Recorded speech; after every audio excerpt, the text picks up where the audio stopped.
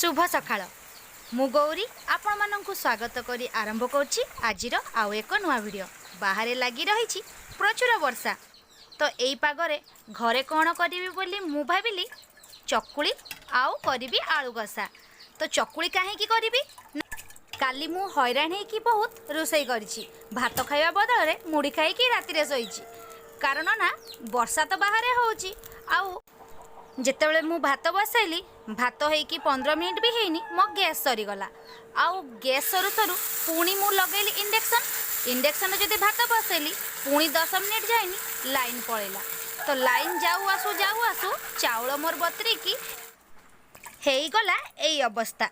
एई चाउल को कौन फिंगी देवी तो मु करी नहीं ग्राइंडिंग एई बतरी थिबा चाउलर पेस्ट रे तैयारी करिछि सुंदर सुंदर क्रिस्पी क्रिस्पी दशा आउ होउछि दशा कहतु चकुली आउ करी नहीं आलू कषा।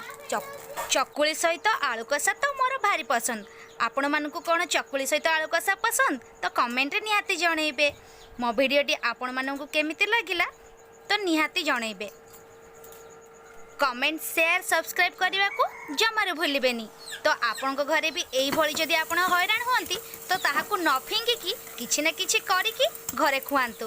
तो नष्ट करंतु नहीं जमारू भाग्यर थिले खाइबा को मिले कारण थरे थरे खाइबा सामने थिले मध्य खाइबा को पाटी को रुचेनी बा खाइबा पई समय मिलेनी। तो खाइबा को जमारू नष्ट करंतु नहीं।